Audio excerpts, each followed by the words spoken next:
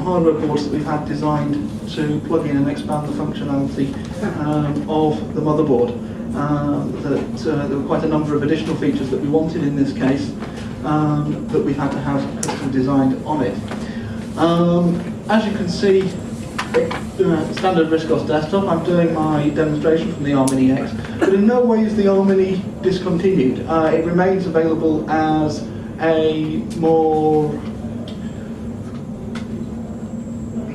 I want to say tried and tested, that's probably damning it with faint praise, but the ARM Mini, over the last 12 to 18 months, the development on the ARM Mini has allowed us to deliver a very mature solution that runs practically every era of RISC OS software. We can go right back to sort of RISC OS 2 type software, full screen applications from the 1980s. We can run RISC OS 3.1 games like the Chrysalis games, so Cannon Fodder, Lemmings, Speedball, and all this kind of thing. We can run impression either in a true legacy mode, or we can actually have impression running on the desktop thanks to Emula, which is included in the standard ARM Mini kit. And then we can go right forward to the latest generation of RISC OS software like Ovation Pro, Artworks 2, but obviously all of our software as well, sort of native applications. So the ARM Mini provides a full range of RISC OS compatibility. And for a lot of people, that maturity that comes with the ARM Mini design now is extremely appealing. The ARM Mini X, we have various suggestions for what the X stands for, anything from extreme to express, to a sense experimental because it's brand new. But again, the maturity that we've got with ARM Mini carries over to ARM Mini X. There's a lot of the sort of kinks that we've had to work out over the years with ARM Mini. We can take that knowledge, experience and code straight across to ARM Mini X. And we've got lots more suggestions of what the X stands for, but the bottom line is ARM Mini X provides a step forward both in terms of capability, performance, almost across the board. So we have slightly improved video capabilities. You can see on the thing, I won't actually change into it because of the projector, but we can go up to 1920 by 1200 at 60 Hertz if we wanted to. And we've done a lot of work on the video side of things to ensure that we can do full resolution, high resolution colour, full colour work from Panda to address the issues of graphics corruption that can affect the Panda at high resolution. So that ARM Mini X users don't have to suffer from those kind of problems.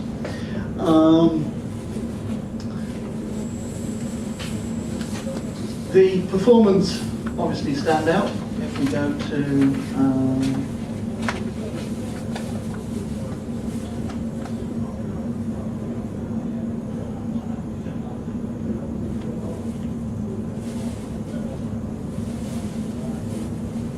Artworks, flies by as usual.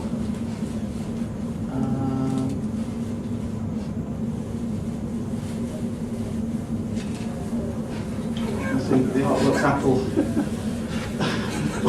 Well, I mean, it's almost got to a point where it's a joke, isn't it? Really, that I mean, we really need probably about 20 Artworks Apples before it even becomes worth commenting on. So let's make some of those Artworks Apples.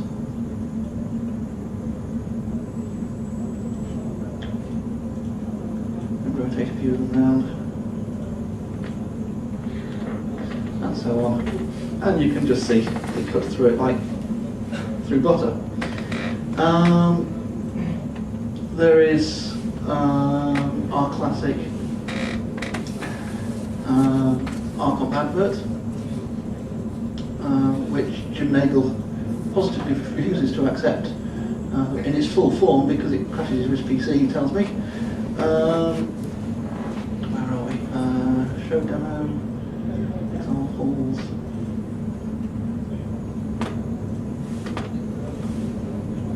You can just see it, just does it without batting an eyelid. as I say, on other machines that will just kind of, you can sort of see it painting it in. In that one, it just happened. Similarly on, for a JPEG, it's a huge JPEG and it's just done it. One of the areas that we've taken a lot of time and effort to address is disk performance, which has traditionally been a bit of an Achilles heel, where we've had to resort to USB disk performance. By utilising the hardware in the system, we've been able to offload a lot of the disk I/O onto a separate bus, which and cache and accelerate things. So we do see, depending on exactly what benchmark we're doing, we can get up to 8 times the performance on the disk I/O. We're looking at actually trying to get some of this reverse engineered back onto to Harmony, although we are obviously taking advantage of hardware features for some of it, so it's trickier to reverse engineer. That means that things like Messenger Pro when dealing with large attachments is massively faster on the Harmony X than what's gone before. The net result is that what we have is a darn fast RISC OS machine. You can see, in the show demos and things, all the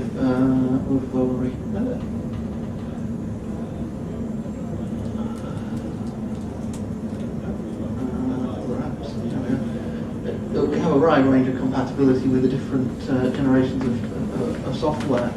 So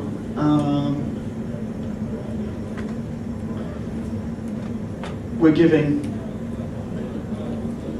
basically absolutely top of the line performance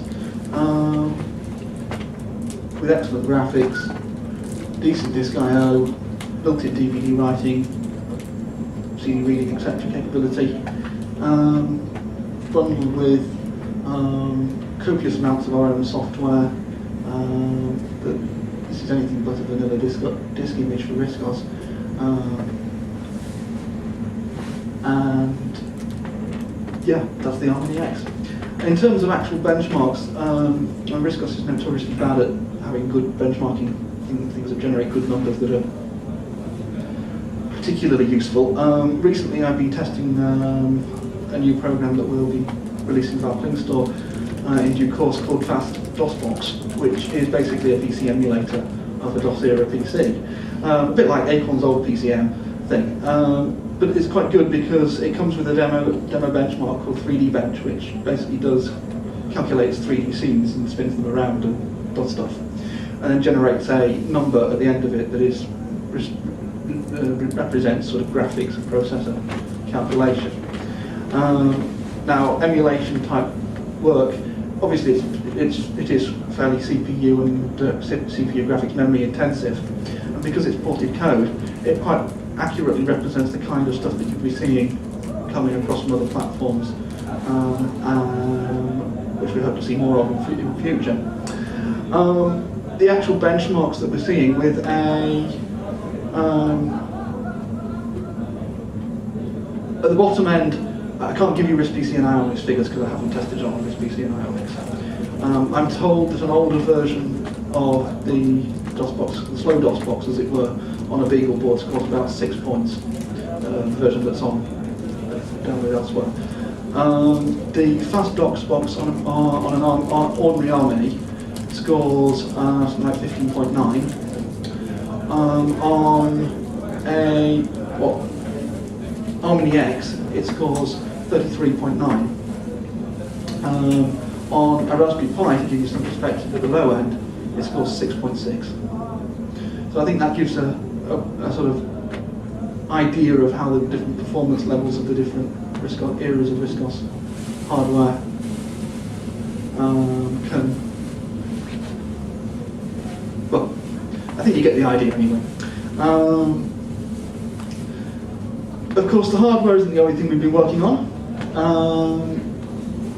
The show sees the release of Messenger Pro 7, which has sort of 2, if you like, headline features, plus a whole bunch of other little smaller things. The 2 headline features on Messenger Pro 7 are international Unicode support, so that emails from foreign languages can display correctly on RISC OS machines, both in terms of the list of messages, the actual display of subject and what have you, and also in the content display of the message. So for example, if I go to the archon folder and load up Messenger,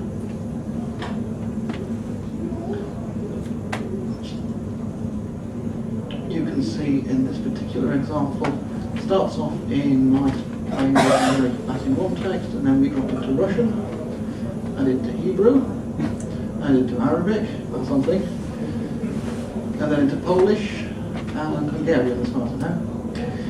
And you can see Messenger Pro just does it, and that can be reflected across, let's say, the subject, I believe the to and from, and then also in the main display. It will also render the Unicode stuff in there. We've done two separate rendering paths for RISC OS 5 and RISC OS 4. It's hoped that we'll be able to offer the more advanced RISC OS 5 Unicode font manager for people with RISC OS 4 and RISC OS 6 class hardware, so that can be soft loaded for that era of system, so that you're not sort of forced to have a RISC OS 5 and above system to get the full benefits. But obviously you get some basic support on RISC OS 4 anyway, but this takes it a leap and about beyond. You'll also notice up here in the top corner we have a new button appeared, which probably needs a bit of Richard Howard's graphics magic before we go over the next week. But it represents the other headline feature of Messenger Pro 7, which is much tighter integration between Messenger and our Hermes email transport. That's normally part of NetFetch, and it's been a bit of a bugbear that you need NetFetch and you need Messenger Pro, and you need to keep them both up to date, and they're two separate programs that you need to run, and people find it confusing. We'll still have NetFetch because we think it provides a lot of additional functionality, and the version of Hermes included in that is the top of the line version. But the idea with Messenger Pro 7 is that we can bring those two programs together and provide a much greater level of integration between the two programs, so that essentially instead of having to have, we do this in Messenger, or we do that in NetFetch, and we do this in Hermes, which gets very confusing, you'll be able to drive everything from within Messenger Pro. And if you're not already using Hermes, perhaps using Popstar, or you're still on a legacy kit, on Ant or something like that, we're actually including a version of Hermes in the box with Messenger Pro 7, so that you're not left out in the cold for this functionality. This also means that Messenger Pro 7 is the first fully integrated RISC OS email client that actually does all of it in the box, as it were. So you buy Messenger Pro and you get everything. This may not sound like a big deal. It's what people expect in the PC world, that if you buy it, you'll get a PC email client, it's got all the functionality. But because of the way RISC OS has historically worked, it's always been separate. So it's quite a big deal to get it all into one package. And as I say, what we're trying to do is integrate the user interface. So for example, on the Wi-Fi, I need to make sure everything's being seen. Click that. So this is sort of a bit demonstration, coupled together for the show setup rather than the normal work one. But now if I click the transfer mail button, you can see Hermes has popped up to actually transfer the mail at the top. We have no internet connection, so it's not actually doing anything. If we right-click it, it will try and do mail and news fetching. And if we go to Messages Choices windows, I'm thinking about having an extra button down here incidentally. But for the moment, if we go to Site Details and Setup, you can see that the Hermes accounts come straight up without having to leave Messenger. So it's all much more tightly integrated. We're also looking and discussing ways of trying to reduce the number of steps that the email client has to go through between messages going in through Hermes into Messenger's actual database, which will speed up the overall ecostructure and also allow us to do some cleverer things in due course, like sort of having different emails going out through different send servers, etc., which I know is a feature that people have requested. So by having a tighter integration between Hermes and Messenger, that all becomes possible. Of course, if you're not running Hermes, all of the existing systems will still work quite happily, so you're not going to lose anything. But if you're running Hermes, either the version supplied with Messenger or via NetFetch, you're going to have a much more integrated, much more positive experience with Messenger Pro 7. Oh, and of course the other biggie is that because everything is, everything in Messenger Pro 7 is compatible with the entire range of RISC OS hardware, including Cortex A9 and Raspberry Pi, it means that out of the box you've got all you need to do email on any generation of RISC OS computer, which I reckon is a very big deal in terms of just being able to buy a copy of Messenger Pro, upgrade to your latest copy of Messenger Pro, stick it on, boom, away you go on any generation of machine. Smaller features, we've improved saving. You can save out a message to disk with all the attachments intact much more easily, so that it can be double-clicked on later to reopen it with all the attachments. This means that if you want to sort of store, I know a lot of users like to have work folders where they have their documents, with copies of the emails that relate to those work documents. You can just use the save button on the toolbar and just say save whole message, plop, and that will save it in a nice reopenable format, which is much easier than some people were trying to do the save extract all parts option that would just save up separate attachments and things, which you can still do, and we've enhanced that as well. But being able to just double click an email to reopen it and then just click reply if you want to send a reply to it, means that you can have emails stored much more easily outside of Messenger, just have emails by project, etc., rather than just having everything stuck inside Messenger. There's also performance enhancements in Messenger Pro 7 that we're always trying to sort of squeeze a bit better performance out of the thing.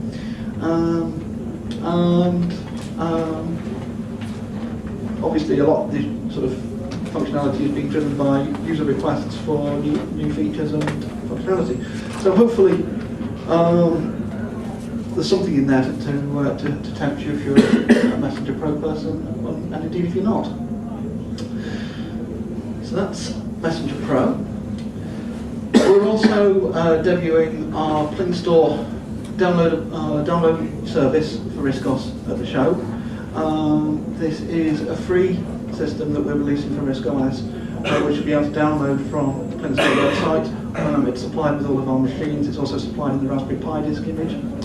Pling Store is very much a labour of love as far as we're concerned at the moment. That we've been paying for development for it for several months now. It's sort of started back in sort of probably March, April time. And the idea is to give a very, very friendly system for downloading RISC OS software to your computer, be it freeware or commercial or demo versions of software, all in a single simple user interface. We've focused on freeware initially because of the process that when you're developing any application like this. You start by creating the actual infrastructure and the ability to download applications to your computer. Then the next step is you create a user management system so that users can actually log in.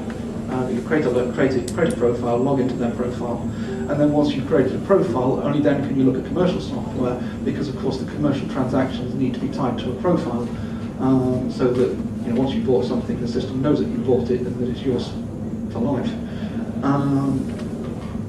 So obviously those are the stages.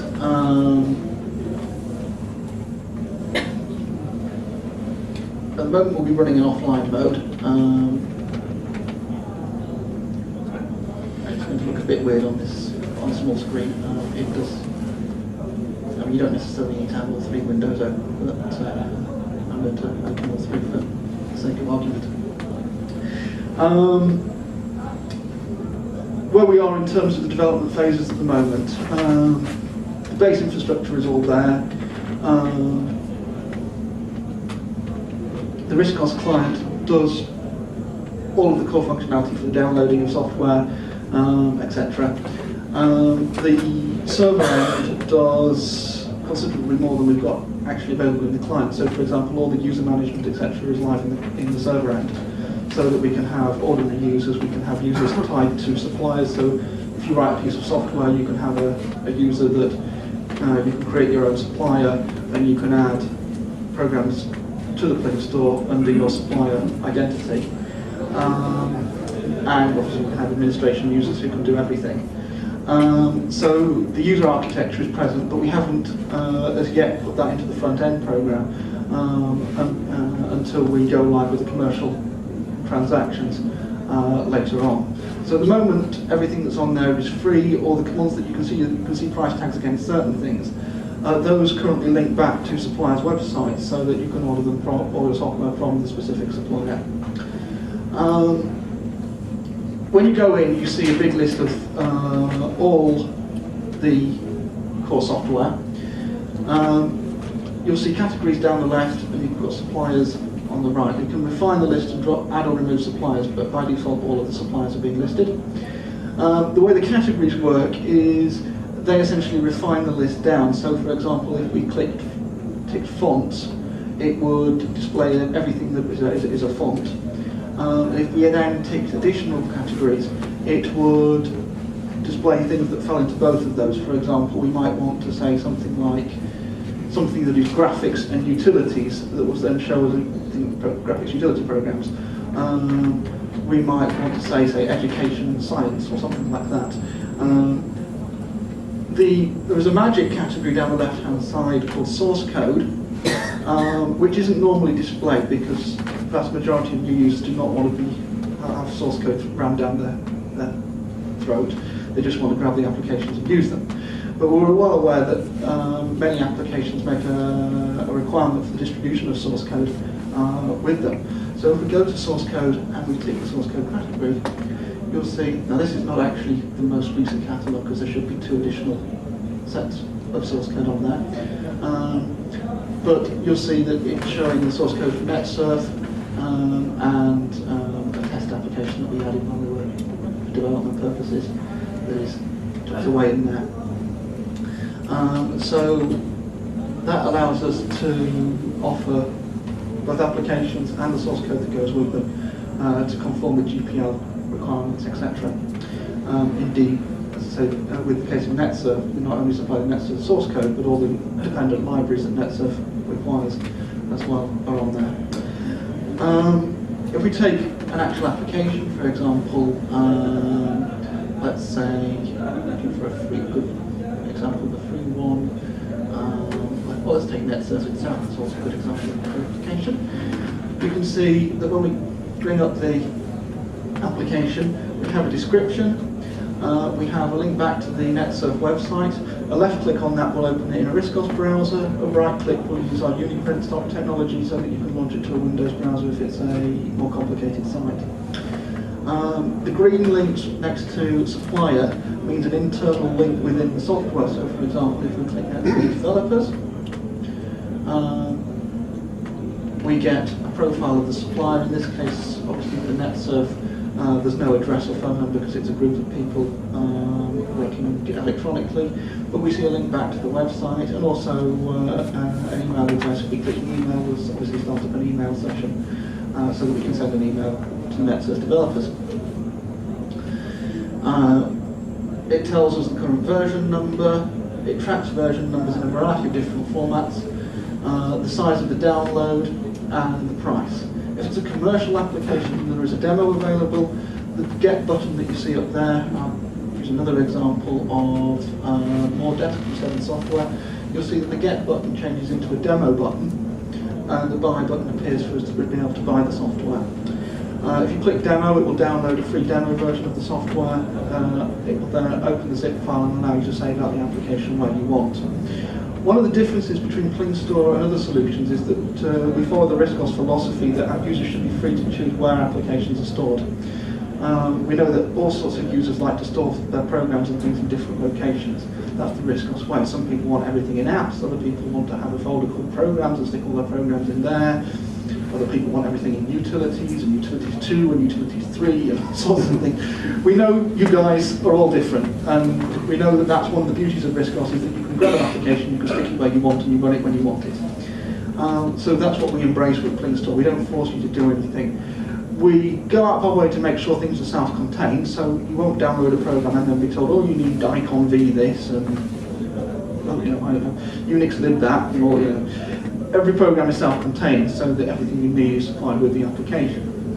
But you'll be free to sort of just put the application where you want, or indeed run it from the zip file directly. Once it downloads, the zip file is automatically opened and you'll be presented with a final window showing you the application, so you can just double click on it to run it or drag and drop it to the thing.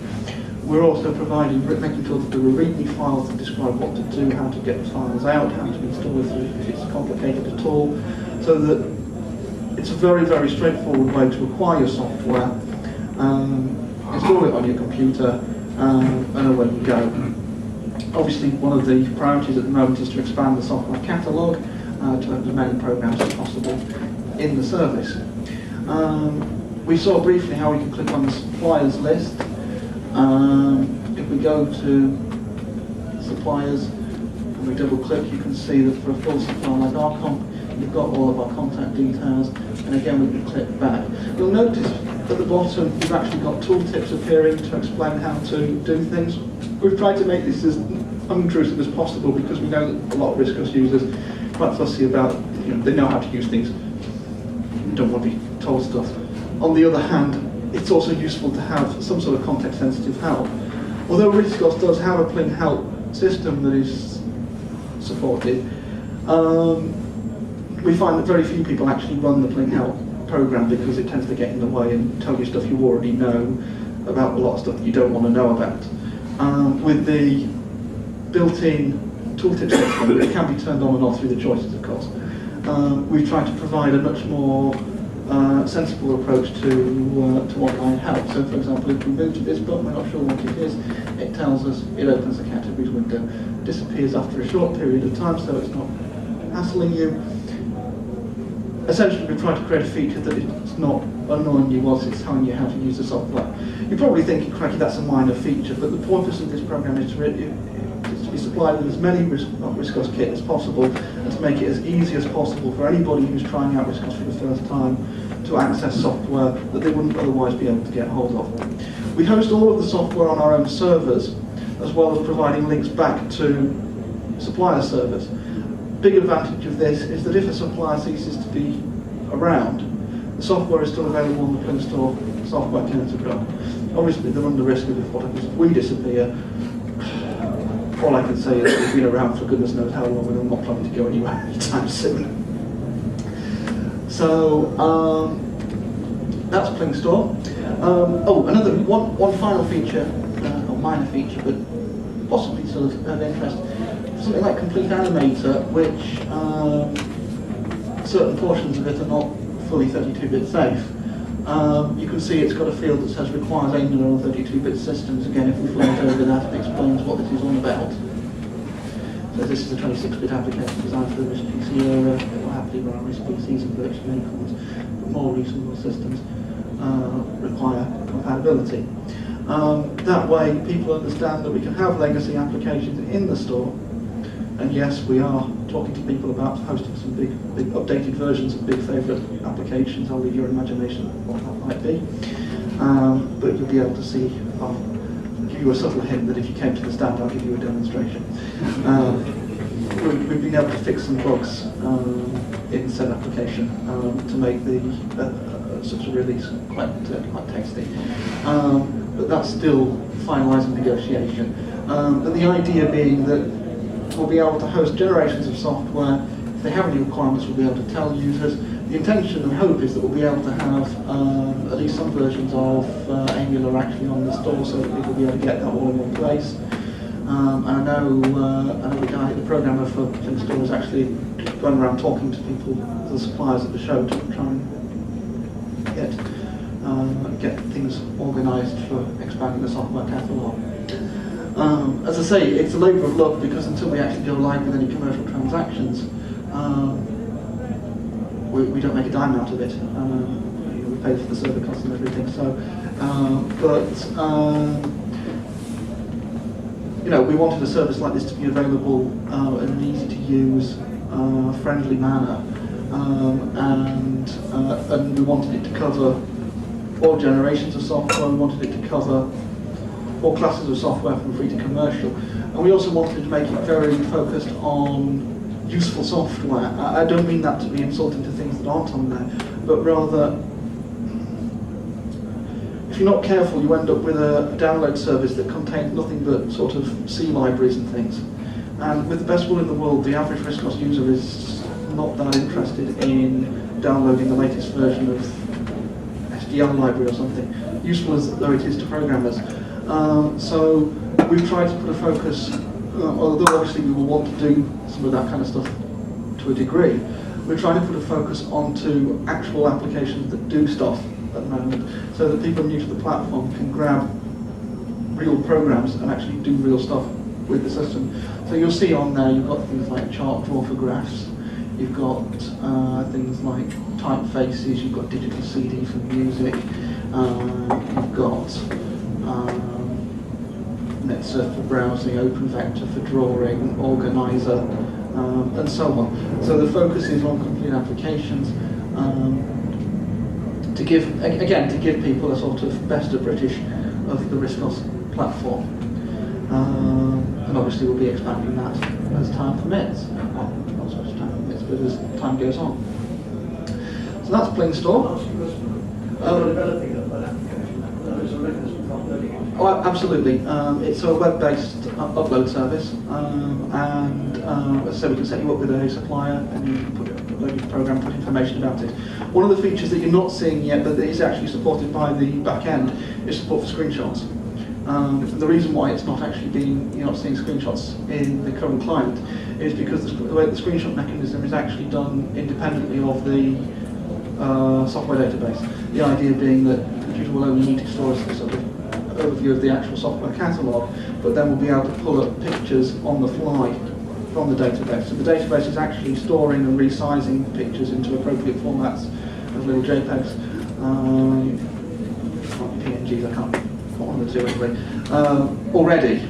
But the reason we haven't linked it in is because obviously we want to, what will happen is that the page will display and then it will fill in the pictures as they download for that, which is sort of half written but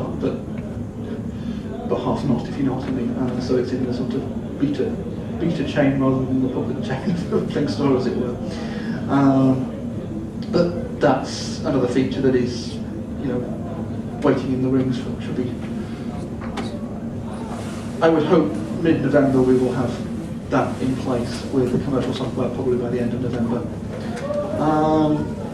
So yeah, that's Pling Store. As I say, if you've got software that you'd like to get up there, very much like to talk to you. Can I come back to you at the end? Because I want to talk briefly about a couple of other things, and then I'll take questions at the end if that's okay. Otherwise, I'm going to end up talking endlessly about Pling Store at this stage. So, Pling Store for now. I'll quit that. What else are we doing? We're launching a support scheme for Raspberry Pi users. We've obviously got BeagleBoard support, we've got PandaBoard support. We're expanding that to cover Raspberry Pi users. We'll provide them with obviously licensed copy of RISC OS on a searchable disk, and various all the usual resources and things. And there are upgrades available to that scheme for people who've already got Beagle or Panda support. We're also doing a clearance on the Chrysalis Gold CD-ROMs at the show. They have a whole load of Chrysalis games from the 1990s with RISC OS 4 support and Strong-On, Pixies and all sorts of stuff in there. Compatible with Virtual Acorn and things. We're doing that for £10 at the show. So while we've got CDs, we're just trying to clear the stocks. So if you've got any interest in the old games like Lemmings, or I don't know, Hero Quest, Heimdall, Lotus Turbo Challenge, SimCity, etc., grab that CD for £10. I don't think you can do much better value. What else? Oh, I don't know. Come to the stand and have a look. Oh, tablets, yes. Tablets, you can plug them into RISC OS machines, transfer files to and fro, browse websites, latest Android, really nice screen if I can turn it on. The on button is there.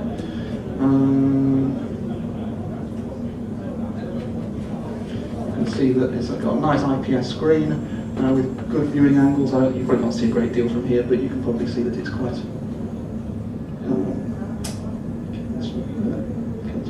You probably see that it's quite a nice picture, and pretty much wherever you're sitting in the room, you should be getting a decent view, I hope.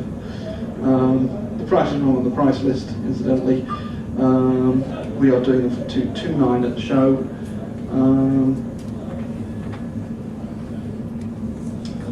including VAT. As I say, you just plug them straight into an Harmony or what have you, and you'll be able to use it. It just appears as an icon in the icon bar, and you can drag and drop files between the two. Supports most formats, allows you to watch the iPlayer on a nice screen, etc. We've also got stock of very nice IPS monitors. Same technology you see in this in the tablet screen. IPS is basically the best quality of monitor panel that you can get. It provides the most accurate colours, it provides superb viewing angles, very good colour balancing. Essentially we have IPS monitors that work quite happily on all generations of RISC OS machine, from Ionics, RISC Cube, Harmony X, Eagle, Panda, Raspberry Pi, etc., with multiple inputs so that you can just press a button to switch between your different generations of computer. We have monitor definition files to go with them for older machines. So if you've got any interest in having a really nice screen, then come by the stand, and we've got some good stuff on there. And I don't know, a whole bunch of other stuff. We've been quite busy. Yes, you can. Sorry, I'm just trying to. I think the best way to describe this information. Basically, one of the things that we've been doing during the week is helping David Pilling with a lot of testing and debug to try and ensure that Ovation Pro is being updated and properly enhanced for Cortex A9. So if you have any interest in Ovation Pro, make sure to get the latest update. That I think the final development image was dated at 1 in the morning, and both David and I think at that point had had enough, but it worked. So we have ensured that there is a really nice version of Ovation Pro available. So grab that if you haven't already done so. Okay, now you had a question. Yeah. So if you're distributing things like Unix with all the applications which require them, what do you do if a new version of Unix comes out? We'll be offering that as a separate download. To be honest with you, we haven't had a lot of programs on there with Unix lib, and so far that hasn't actually been a major issue. I appreciate from a package management perspective, it'd be nice to automate that upgrade.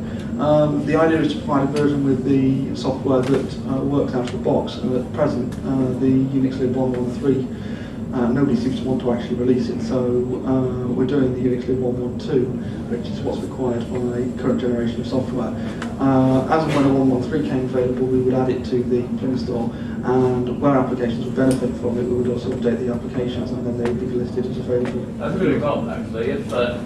If a package has an obsolete version of a shared module such as Unix in it, but the user already has a newer one, how do you prevent the one in the package from overwriting the new one? Because it's supplied as a system library, RISC OS already has a system in place for doing that. That's the whole point. You don't need a separate package manager to do that, because Pling System already, the system which is built into Pling Boot already does that.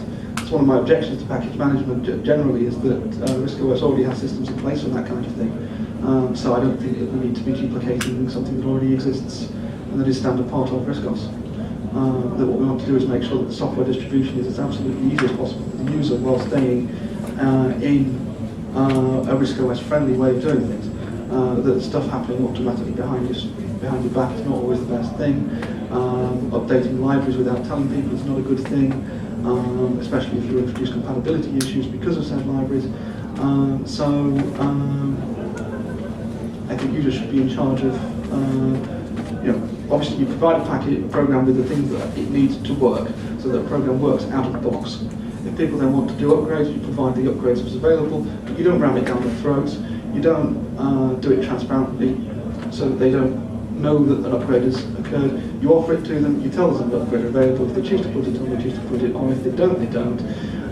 But at least you give the user control. And as long as you're clear telling the user what to do, then I think we should embrace the systems that are already present in RISC OS, like the access merge, etc., which manages the versions of system modules, and do things that way. As you probably know, I'm not a fan of package management, period, on RISC OS. I see, I'm told to wrap it up. I don't know. I see that systems like Unix, Linux do need package management because they are really unfriendly for installation of applications. RISC OS has never really suffered that problem, and therefore that's not something that. I mean, if you feel there's a user demand for it, I'm prepared to be swayed on this, but at present that's not something that we feel is. To take an example directly relevant to myself, I distribute an application which has a dependency on the tin player module, which I stopped supplying the tin player module with that game because it was the version I was supplying.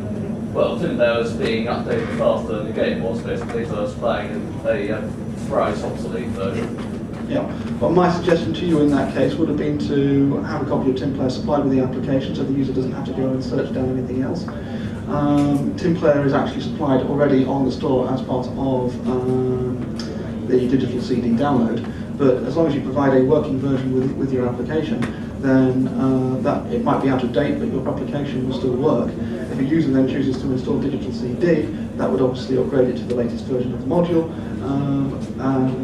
But should I have to update that distribution every time a new version of tin player came out? Not if the version of tin player that you're supplying works with your system. I would have thought it would be worthwhile doing so if the version of tin player offered functionality that was actually relevant to yourself, but otherwise, why would that be necessary if your game works as is? Well, one thing, if it turned out that the version of tin player I was supplying had a compatibility bug which prevented it from working on certain systems, as did in fact happen on one occasion, then the support headache would be my own. At which point, I would suggest to you that then it would be worth putting out an updated version of your software with the necessary version, rather than telling people to go and get something from somebody else's website or what have you. It would be better to you include that in your package. I mean, basically what you're saying is that sort of maybe once a year you need to do an update to one of your packages on the Plink Store. I don't think that would be too much work. And if it is, you send an email to us and ask us to do it for you.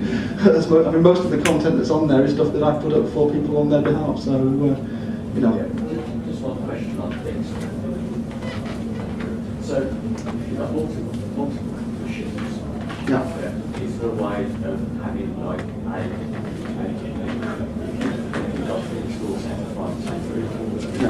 Once the user profile stuff is live, you will actually have your downloads logged in the profile, so that you'll be able to re-download those on the machine. So you can keep all the machines in say a master component. Well, yeah, basically it'll show you what packages which programs you've downloaded, and obviously for free things you may try them and want to remove them from the list. You'll be able to sort of delete things from your list of packages, but you'll be able to have a list of things that you like, and then you'll be able to go to My Software and just download whatever we call it, and just tell it to download that onto the other machines. When you run the Plink Store, it will flag up when there are new versions available, so you'll just be able to. Just another quick one. Obviously, I saw your announcements that quite useful tactile some other applications. So, have you priority what the daily look and feel of the application? I would suggest to you that if you have a problem with the stylings, then contact us separately. I think final point, the applications there were all the version numbers. Whose responsibility is it to have the latest version? Is it the developer, or are you pulling that from their website? We store all of that on our servers. We would ask developers to consider taking. Why you with it? Well, they can do it themselves. No, so if they We're not going to automate. We could be downloading an old version. Possibly. At the moment, we've done a lot of this ourselves. We would ask developers that we'd like them to Their take. responsibility to update your site. At the moment, To be fair, RISC package had the same problem. yeah, I mean, basically, two reasons. Firstly, it's not uncommon for developers to put out versions of software that don't work. So we want a buffer between ourselves and automating the package. We've made it very simple for existing developers to upload software to our service. I would like developers to stop thinking about it as our service this is your service as much as it is of our service. You're getting your software to users who are not otherwise going to go, or might not otherwise go to your website. With it being available on every machine, we're not charging for it, we're not charging you for it, it's all free. Our bandwidth, our servers, all free. So, yeah, I mean, I would like developers to take the time to update their software for us. If that's too much like hard work, I will do it for people. As I say, everything that's on there, I didn't know whether there's actually stuff that their own website. Yeah. That you would we are actually looking at doing services like update via email, so you can just sort of send an email to things to have it auto update. So we're not trying to make it difficult. And literally all you have to do is click on your product, change the version number, click up and drag in the version of the software to upload. It's not difficult. But as I say, to some extent I actually quite like having the buffer between it because it means that we can test the software before it goes up. And I know that, I mean, obviously where Martin is coming from is that RISC OS already has Pac-Man. I'm just going to quote to you what I'm afraid Chris Hall came up and said to me this morning. Chris Hall has been doing the development image for Raspberry Pi. His comment was he could not get Pac-Man to work. I'm not trying to be rude to Pac-Man. This is not the first time I've heard that. Pac-Man is not an easy-to-use program. It is not a friendly program, and it is not a good example of RISC OS user interface design. It's more like I probably shouldn't be quite so rude to it, but my opinion of it is it feels like my first attempt at a toolbox application. It feels like Linux, that's the problem. Okay, well, I mean, bottom line is RISC OS isn't Linux, and, you know,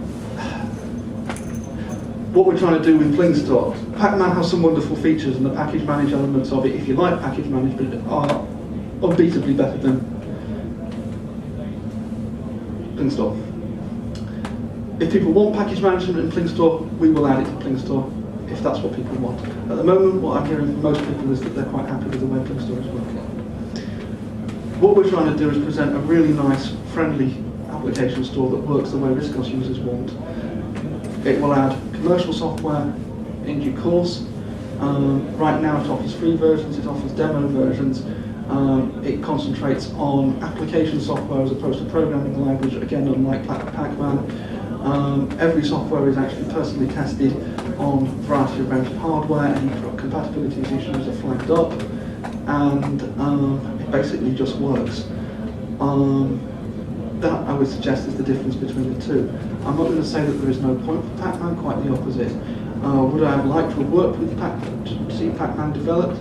Possibly. The problem I have with Pac-Man is simply because of its focus. It doesn't really fit with the way I felt RISC OS is focused. I don't know whether that's a resolvable thing. Certainly, Pac-Man has no plans to offer commercial software, so for us to offer a one-stop shop, we need to develop our own system. And because RISC OS has poor web browsing, we need to have a dedicated client to offer the software, rather than going through a sort of webby interface like you would see on other platforms. Okay, anything else? Or okay, I'll shut up.